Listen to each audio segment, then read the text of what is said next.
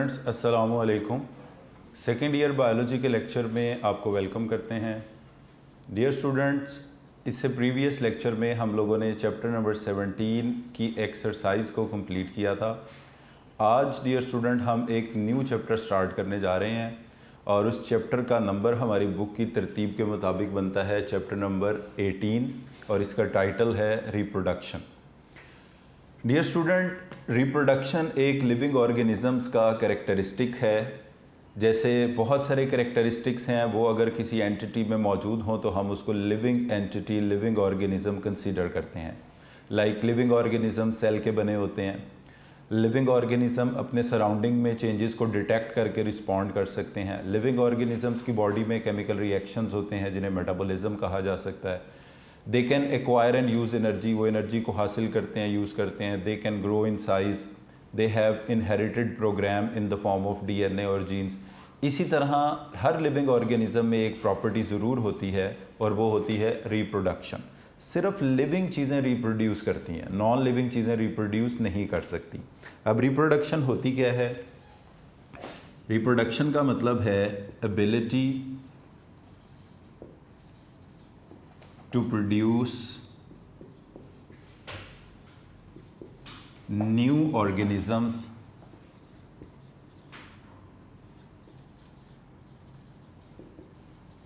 like themselves।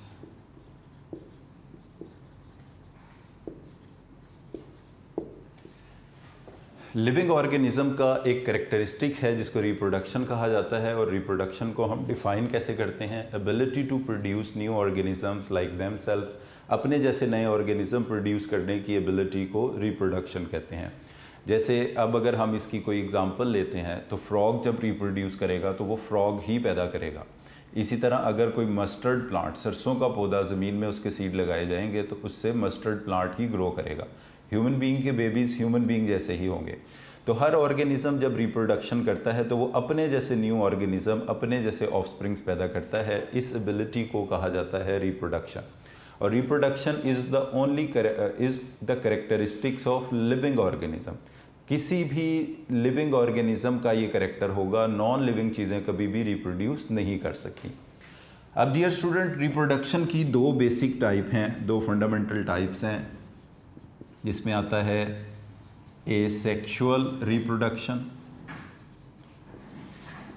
There are two basic types of reproduction.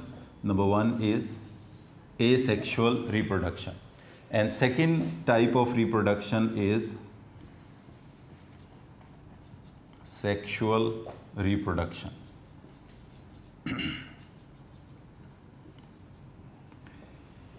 Dear student, इस हमारे introductory part के अंदर यही एक इम्पॉर्टेंट शॉर्ट क्वेश्चन वाला पेपर के लिए चीज़ पूछी जा सकती है और वो ये है, differentiate between sexual and asexual reproduction. तो अब हम इनको डिफरेंशिएट करते हैं। लाइक सबसे पहले हम बात करते हैं एसेक्सुअल रिप्रोडक्शन की। एसेक्सुअल रिप्रोडक्शन में वन पेरेंट इन्वॉल्व होगा। इसके लिए मेल फीमेल पार्टनर्स की ज़रूरत नहीं है। There is only one parent involve in asexual reproduction. इसके बाद एसेक्सुअल रिप्रोडक्शन बेस करती है जिस सेल डिवीजन पे, इसको कहा जाता है माइटोसिस।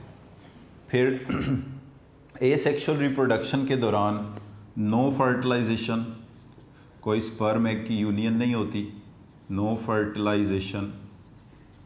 ऑब्वियसली अगर फर्टिलाइजेशन नहीं होगी so there is no zygote, कोई जाइगोट नहीं बनेगा, कोई एम्ब्रियो नहीं बनेगा। और जो ऑफस्प्रिंग होंगे वो आइडेंटिकल टू पेरेंट्स होंगे। ऑफस्प्रिंग औलाद को कहते हैं, प्रोजेनी को कहते हैं।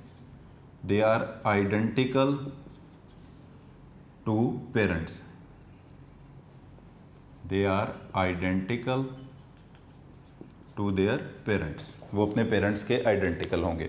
तो डियर स्टूडेंट, ये कुछ कैरेक्टरिस्टिक्स हैं एसेक्सुअल रिप्रोडक्शन के, कि एसेक्सुअल रिप्रोडक्शन में वन पेरेंट इन्वॉल्व होता है। फिर इसके बाद इसमें माइटोसिस का प्रोसेस इन्वॉल्व होता है। हमें पता है कि माइटोसिस ऐसी सेल डिवीजन को बोलते हैं जिसमें जितने number of chromosome parent cell में पाए जाते हैं उतने ही number of chromosome daughter cell में होते हैं।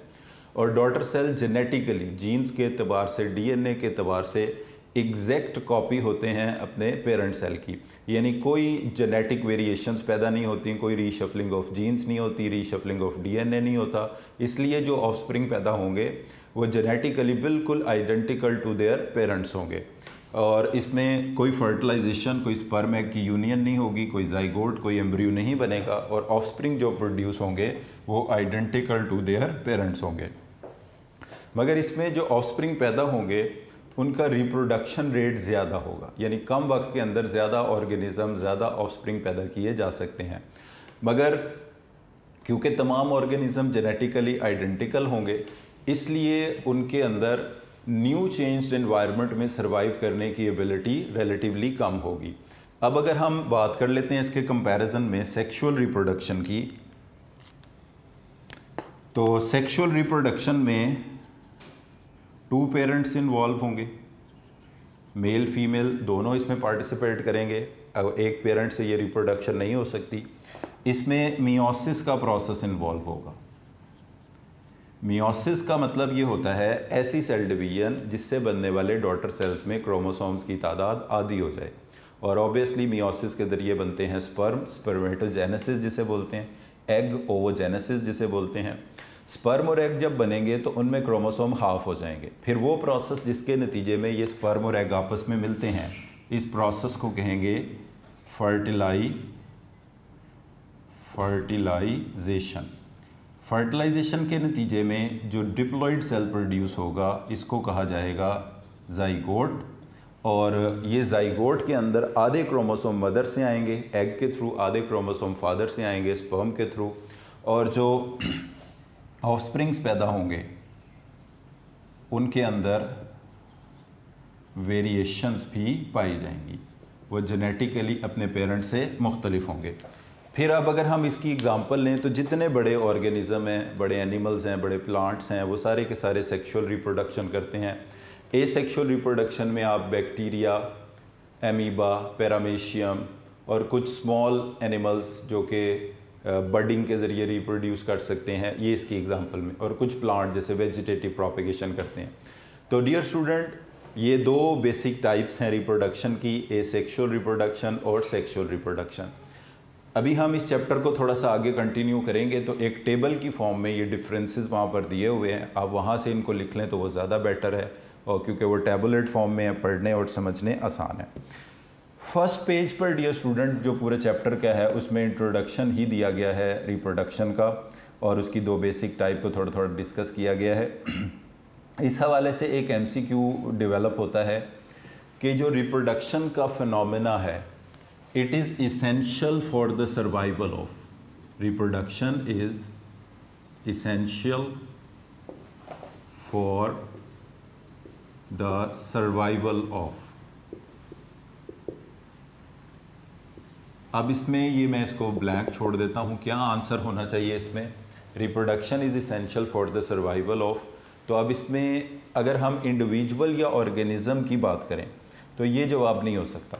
एक शख्स, एक इंडिविजुअल, एक ऑर्गेनिज्म अगर अपनी लाइफ में रिप्रोड्यूस नहीं भी करता तो उसकी लाइफ को कोई ख़तरा नहीं है इससे। तो इंडिविजुअल के सर्वाइवल के लिए रिप्रोडक्शन ज़रूरी नहीं है, मगर अगर एक स्पीशीज़ के मेंबर वो रिप्रोड्यूस नहीं करते तो फिर क्या होगा? आहिस्ता आहिस्ता अगली जनरेशन में उस स्पीशीज़ की तादाद कम हो जाएगी, और यही प्रोसेस अगर कंटिन्यू रहेगा तो कभी ना कभी वो स्पीशीज़ दुनिया से हमेशा के लिए ख़त्म हो जाएगी, एक्सटिंक्ट हो जाएगी। तो डियर स्टूडेंट, ये बात आपने याद रखनी है कि reproduction is essential for the survival of species, not for the survival of individual.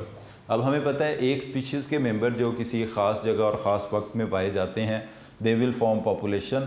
Members of same species located at same place at same time will make a population.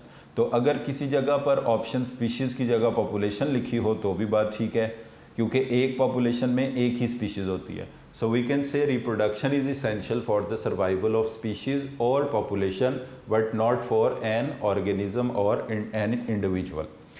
तो dear student, ये थोड़ा सा introduction हमने reproduction का कर लिया। अब हम अपने मेन टॉपिक पर आते हैं जो आज हम डिस्कस करेंगे। चैप्टर नंबर 18 का जो सेकंड पेज है, अगर आप वहाँ से निकालें तो पहले हिस्से में जो टॉपिक हमने डिस्कस करना है वो है reproduction in plants. Reproduction in plants का मेजर टॉपिक है जो आज हम यहाँ पर डिस्कस करने जा रहे हैं। रिप्रोडक्शन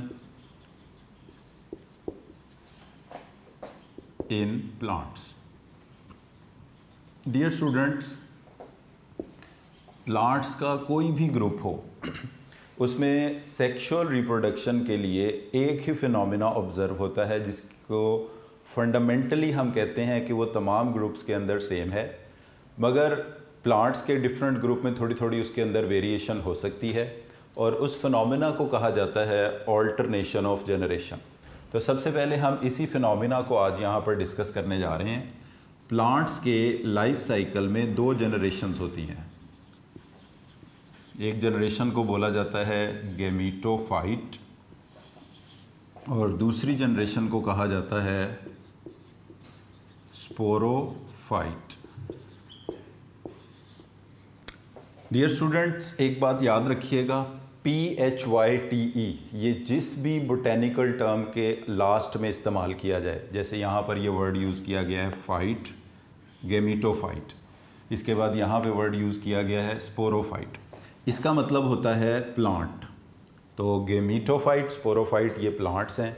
गैमीटोफाइट का मतलब क्या होगा? गैमीटोफाइट का मतलब है gamete producing plant. Gamete producing plant, gamete produce करने वाले प्लांट को कहा जाता है gametophyte.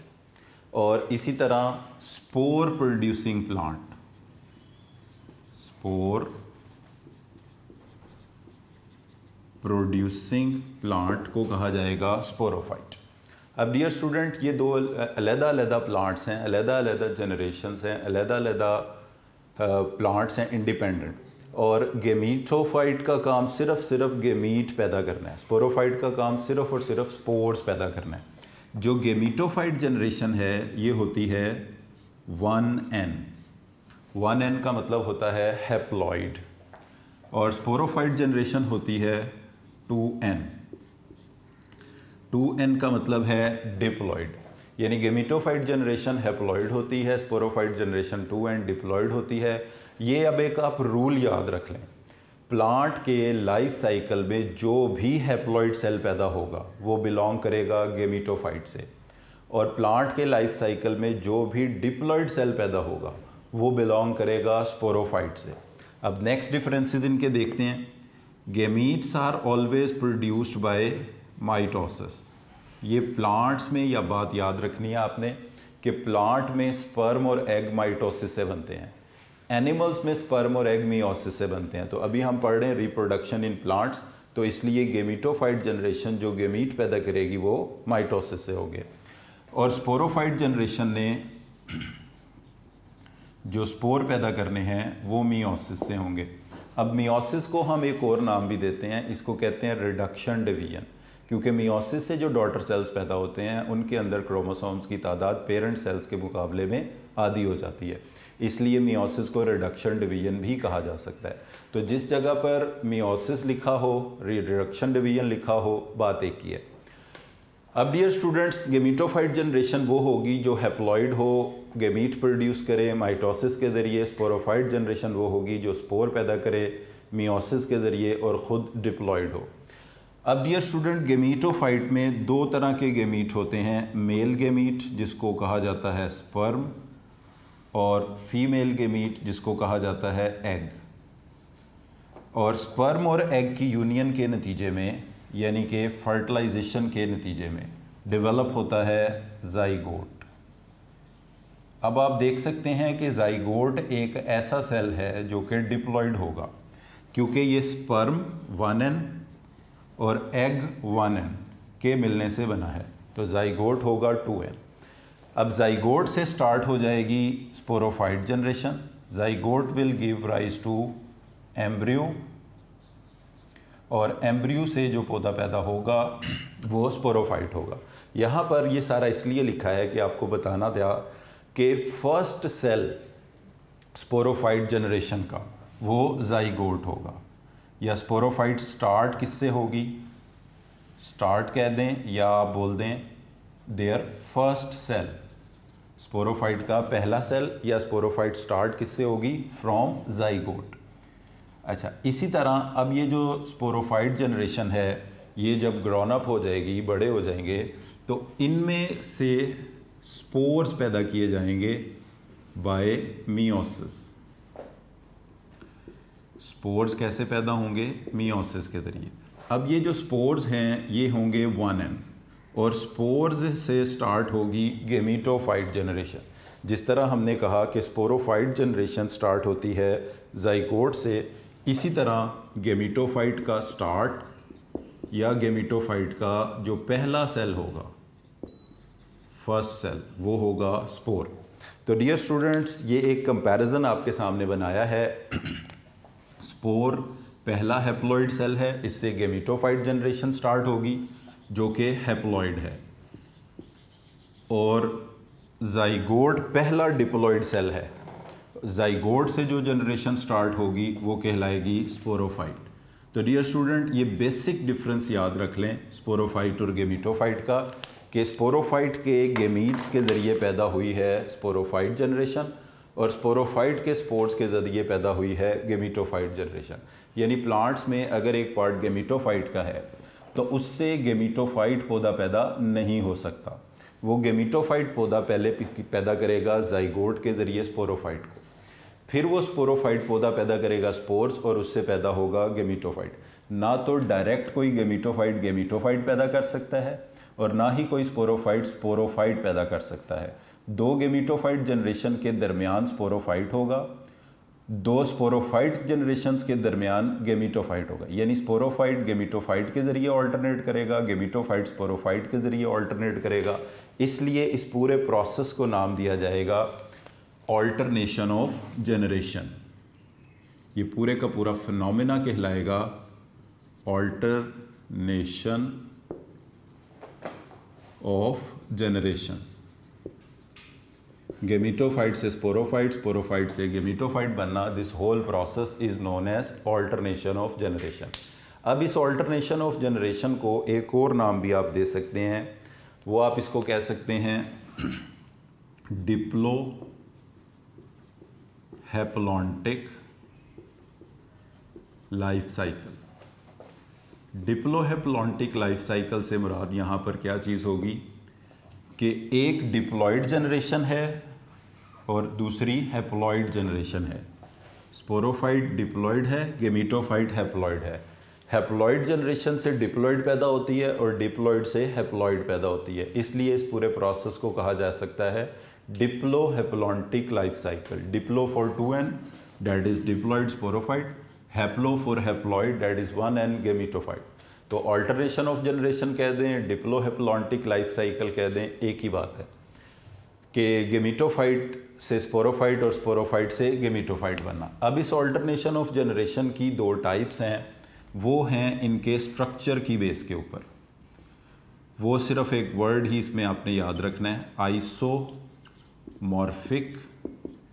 Alternation of generation and heteromorphic alternation of generation. तो डियर स्टूडेंट्स, अब ये सारी चीज़ें टर्म्स जो है ना यहाँ पे शॉर्ट क्वेश्चंस में पूछी जाती हैं, तो आपने अब इनको अच्छी तरह मेमोराइज कर लेना है कि सबसे पहले तो ये है कि what is alternation of generation, what is diplohaplontic life cycle, और साथ ही what is the difference between gametophyte and sporophyte. तो इससे ही स्टार्ट करते हैं। Gametophyte generation is always 1n, sporophyte generation is always 2n। 1n mean haploid, 2n mean diploid. Gametophyte generation is a gamete producing plant, sporophyte generation is a spore producing plant. Gametophyte generation will produce gametes by mitosis and the sporophyte generation will produce spores by meiosis. Gametophyte के gamete यही होंगे sperm और egg, जो कि haploid होते हैं, mitosis से बनते हैं। और आपको बताया कि प्लांट्स में गेमीट माइटोसिस से बनते हैं, सारे के सारे एनिमल्स में उलट होगा, गेमीट मियोसिस से बनेंगे। स्पर्म एग की यूनियन होगी, फर्टिलाइजेशन होगी, जाइगोट बनेगा।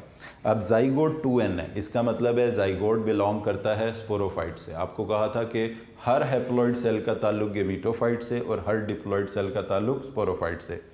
जाइगोट बनेगा, जाइगोट से एम्ब्रियो बनेगा। इसका मतलब ये हुआ कि जो पहला डिप्लॉयड सेल है वो स्टार्ट करने का बाइस बनेगा, फर्स्ट सेल बनेगा स्पोरोफाइट जनरेशन का। तो स्पोरोफाइट जनरेशन स्टार्ट किससे होती है, या इसका फर्स्ट सेल कौन सा होता है, जाइगोट। उसके बाद ये स्पोरोफाइट जनरेशन मियोसिस के ज़रिए जब स्पोर्स बनाएगी तो स्पोर्स आर ऑलवेज हैप्लॉइड। हाँ, एक बात यहाँ भी याद रख लें, स्पोर्स आर ऑलवेज हैप्लॉइड, कभी कोई स्पोर डिप्लॉइड नहीं होता। मगर अगर स्पोर मियोसिस से बना हो तो ये सेक्सुअल होता है, जैसे यहाँ बना है, और अगर स्पोर माइटोसिस से बना हो तो एसेक्सुअल होता है। कुछ फंगस वगैरह के ग्रुप्स में स्पोर्स बनते हैं मगर वो माइटोसिस से बनते हैं। तो यहाँ बहरहाल ये मियोसिस से बना है। अब देखें, पहला हैप्लॉइड सेल जो पैदा हुआ वो स्पोर है। इसका मतलब है गेमीटोफाइट जनरेशन स्टार्ट किससे हुई है, गेमीटोफाइट जनरेशन का पहला सेल कौन सा होगा, spore. It will give rise to gametophyte. तो इसमें आपने देखा कि गेमीटोफाइट से स्पोरोफाइट, स्पोरोफाइट से गेमीटोफाइट बनना, ये प्रोसेस अब ये नेक्स्ट टर्म आ गई, इसको बोलते हैं alternation of generation. Because one diploid generation that is sporophyte alternate with one haploid generation that is gametophyte, इसलिए आप ऑल्टरनेशन ऑफ जनरेशन को ही क्या कह सकते हैं, डिप्लोहेप्लॉन्टिक लाइफ साइकिल। अब इन दो टर्म्स का मतलब क्या है, आइसो का मीनिंग होता है सेम, हेट्रो का मीनिंग होता है डिफरेंट, और मॉर्फ कहते हैं स्ट्रक्चर को। अगर देखने में स्ट्रक्चर के एतबार से स्पोरोफाइट और गेमीटोफाइट जनरेशन एक जैसे हों तो फिर हम इसको कहेंगे आइसोमॉर्फिक ऑल्टरनेशन ऑफ जनरेशन।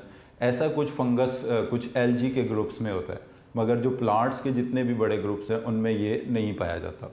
तो आइसोमॉर्फिक का मतलब ये है, if gametophyte and sporophyte generation are structurally alike, फ़र्क तो रहेंगे यही कि वो हैप्लॉइड, डिप्लॉइड, गेमीट, स्पोर बनाने के, मगर स्ट्रक्चरली अपेरेंटली देखने में एक जैसे हो, तो इसको कहते हैं isomorphic alternation of generation. If both generation are structurally different as well तो फिर हम इसको कहते हैं हेट्रोमॉर्फिक ऑल्टरनेशन ऑफ जनरेशन, इसको बोलते हैं। अब डियर स्टूडेंट्स, यहाँ पर ये ऑल्टरनेशन ऑफ जनरेशन का कॉन्सेप्ट डिस्कस करने के बाद एक बॉक्स यहाँ पे येलो बॉक्स दिया गया है और उसमें बताया गया है कि ज़मीन पर जो सबसे successful group of the plant है वो हैं सीड प्रोड्यूसिंग प्लांट्स का, जिनको कहा जाता है स्पर्मेटोफाइट्स। तो इसके बारे में एक ये शॉर्ट क्वेश्चन भी पूछा जाता है, हम शॉर्ट क्वेश्चन की शक्ल में ही इसका आंसर करते हैं। Why seed producing plants are most successful group of the plants in land habitat. मैं क्वेश्चन भी लिख देता हूँ यहाँ। Why seed producing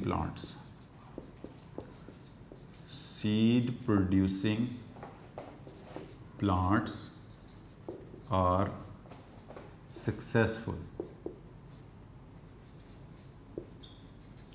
group of plants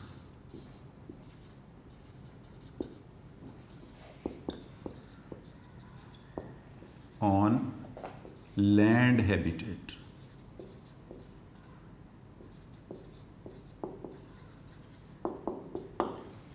तो अब इसमें सबसे पहली बात तो ये है कि ये जो सीड प्रोड्यूसिंग प्लांट्स हैं इनको कहते क्या हैं। इन सीड प्रोड्यूसिंग प्लांट्स को कहते हैं स्पर्मेटोफाइट्स। देखिए, अभी आपको पहले बताया कि फाइट्स का मतलब होता है प्लांट, और यहाँ पे स्पर्मा का मतलब है सीड। तो स्पर्मेटोफाइट का मतलब क्या होगा, सीड प्रोड्यूसिंग प्लांट्स। तो seed producing plant most successful group of the plants हैं ऑन लैंड हैबिटेट, सबसे कामयाब ग्रुप हैं पौधों के ज़मीन पर। इनमें दो ग्रुप्स शामिल हैं, जिम्नोस्पर्म, जिम्नो का मतलब होता है नेकेड, अनकवर्ड, और स्पर्म अभी आपको बताया ऊपर, ये सीड को बोलते हैं। और दूसरा ग्रुप है एंजियोस्पर्म। एंजियो का मतलब होता है एनक्लोज्ड, और स्पर्म का मतलब वही है सीड। तो gymnosperm naked seeded plant, angiosperm enclose seeded plant. Mostly ये देखा गया है कि जिम्नोस्पर्म रिप्रोडक्शन के लिए कोन्स पैदा करते हैं, इसलिए इनको कहा जाता है कॉनिफर्स, और एंजियोस्पर्म रिप्रोडक्शन के लिए फ्लावर्स पैदा करते हैं, इसलिए इनको कहा जाता है फ्लावरिंग प्लांट्स। तो बेसिकली जितने दुनिया में फ्लावरिंग प्लांट्स हैं वो सारे के सारे एंजियोस्पर्म हैं, और जितने जितने कॉनिफर्स हैं, कोन्स लगाने वाले पौधे हैं, वो सारे के सारे जिम्नोस्पर्म हैं। अब यहाँ पर क्वेश्चन ये है कि जो सीड के अंदर सीड कैसे बनता है, उसमें ये होता है कि पोलन ग्रेन हवा के ज़रिए कुछ पौधों में पानी के ज़रिए और एनिमल्स के ज़रिए ये पहुंच जाते हैं फीमेल पार्ट्स तक। फिर इन पोलन ग्रेन से एक स्ट्रक्चर पैदा होता है जिसको हम बोलते हैं pollen tube. Pollen tube will transfer sperm to egg. अब ये एग किस में मौजूद होता है? एग मौजूद होता है ओव्यूल में। अभी हम इसकी डिटेल भी आगे देखते हैं। तो बेसिकली यहाँ पर क्या होता है, जो स्पर्मेटोफाइट सीड प्रोड्यूसिंग प्लांट्स होते हैं, इनमें पोलन ग्रेन पोलन ट्यूब के ज़रिए स्पर्म को ट्रांसफ़र करता है एग तक, और जब स्पर्म एग तक ट्रांसफ़र होता है, ये प्रोसेस कहलाता है फर्टिलाइजेशन, और फर्टिलाइजेशन के नतीजे में ये ओव्यूल बन जाता है सीड। बेसिकली सीड की डेफिनेशन ही यही होती है, fertilised ovule is known as seed, इसे हम बोलते हैं। अब डियर स्टूडेंट्स, यहाँ पर अगर आप देखें, स्पर्म को एग तक किसने पहुँचाया है? पोलन ट्यूब ने पहुँचाया है। फर्टिलाइजेशन के लिए स्पर्म का एग तक पहुँचना पोलन ट्यूब के ज़रिए हुआ है, ये पानी के ज़रिए नहीं हुआ।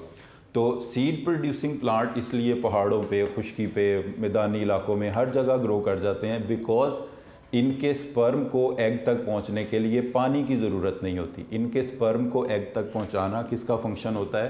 पोलन ट्यूब का फंक्शन होता है। इसलिए ये पानी से दूर पहाड़ी इलाकों में हर जगह ये ग्रो कर सकते हैं। तो अब इस क्वेश्चन का आंसर कि why seed producing plant are most successful group of plant on land habitat, because they evolve pollen tube. इनमें पोलन ग्रेन से पोलन ट्यूब बनती है, which transfer male gamete that is sperm to the female gamete that is egg for fertilization। तो हम ये कह सकते हैं कि इनकी फर्टिलाइजेशन वाटर इंडिपेंडेंट है, इनको फर्टिलाइजेशन के लिए पानी की ज़रूरत नहीं है, इसलिए ये लैंड पे कहीं पर भी रिप्रोड्यूस करके नए पौधे पैदा कर सकते हैं। तो आप अपनी बुक में भी इस बात को देख सकते हैं, येलो बॉक्स में ये बात लिखी हुई है कि evolution of pollen tube is an important step in land adaptation by the spermatophyte। Spermatophyte आपको बताया सीड प्रोड्यूसिंग प्लांट को बोलते हैं। Pollen tube act as a vehicle for male gamete, यानी ये मेल गेमीट को ट्रांसफ़र करता है for their safe transport to the female gamete in ovule in hostile land condition. ये लैंड की कंडीशंस में अदरवाइज़ कोई भी तरीका ऐसा नहीं है कि स्पर्म एग तक पहुँच पाता। Evolution of pollen tube is parallel to the evolution of seed habit, यानी पोलन ट्यूब होती ही उन पौधों में है जिनमें सीड पैदा होते हैं स्पर्मेटोफाइट में। तो स्पर्मेटोफाइट इसलिए कामयाब ग्रुप है पौधों का ज़मीन के ऊपर, बिकॉज इनमें पोलन ट्यूब पाई जाती है, और इनकी पोलन ट्यूब जो है वो इनमें सीड प्रोड्यूस करवाने का बाइस बनती है। यही साथ टेक्स्ट में भी लिखा हुआ है। अब डियर स्टूडेंट, नेक्स्ट इसमें हमारे पास जो चीज़ पढ़ने वाली है वो इसमें 3 स्केच डिस्कस किए गए हैं, और वो 3 स्केच यहाँ पर हैं। एक इसमें से डिस्कस किया गया है ब्रायोफाइट्स का, और इसके बाद दूसरा डिस्कस किया गया है जिम्नोस्पर्म कॉनिफर्स का, और तीसरा इसमें डिस्कस किया गया है फ्लावरिंग प्लांट्स का। जो जिम्नोस्पर्म और फ्लावरिंग प्लांट्स का लाइफ साइकिल है वो तो मोर और लेस सेम ही है, क्योंकि दोनों स्पर्मेटोफाइट सीड प्रोड्यूसिंग प्लांट हैं, मगर सिर्फ फ़र्क इतना आएगा कि जिम्नोस्पर्म में कोन्स होंगी और फ्लावरिंग प्लांट्स में फ्लावर आएंगे। मगर जो ब्रायोफाइट का लाइफ साइकिल है वो डेफिनेटली डिफरेंट होगा। तो पहले हम इसको ब्रायोफाइट के लाइफ साइकिल को एक दफ़ा देख लेते हैं।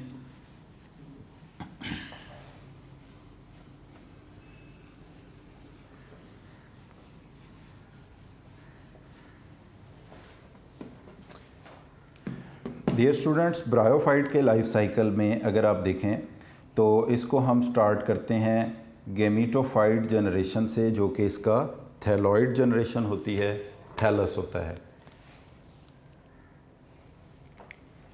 जो इसमें थैलस होता है, थैलस का मतलब ये होता है ऐसी plant body which is not differentiated into root stem and leaf, इसको कहा जाएगा गेमीटोफाइट। और वो अभी हम पढ़कर आए हैं कि ये गेमीटोफाइट 1n होता है, हैप्लॉइड होता है। अब इस गेमीटोफाइट पे जो मेल रिप्रोडक्टिव ऑर्गन लगेगा, ये सिंबल मेल का, उसको कहा जाता है एंथेरिडिया, और जो फीमेल रिप्रोडक्टिव ऑर्गन लगेगा इसको कहा जाता है आर्चिगोनिया। अब आपको पता है कि आर्चिगोनिया में पैदा होंगे एग और एंथेरिडिया में पैदा होंगे स्पर्म, और ये स्पर्म और एग कैसे पैदा होंगे? माइटोसिस के ज़रिए।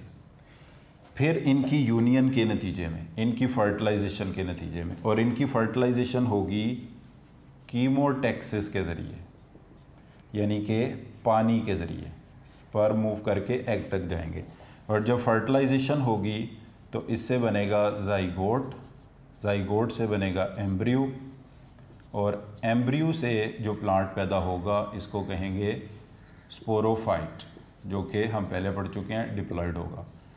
स्पोरोफाइट में कुछ सेल्स होंगे जिनको हम कहते हैं spore mother cell, spore mother cells, ये डिप्लॉयड होंगे और ये मियोसिस करके या रिडक्शन डिवीजन के नतीजे में पैदा करेंगे स्पोर्स, और उन स्पोर से फिर ये गेमेटोफाइट जनरेशन पैदा होगी।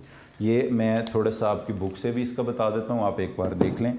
अगर हम इसको स्टार्ट करते हैं थैलस से, थैलस के साथ देखें आप लिखा है 1n हैप्लॉइड जनरेशन, और ये गेमेटोफाइट जनरेशन है।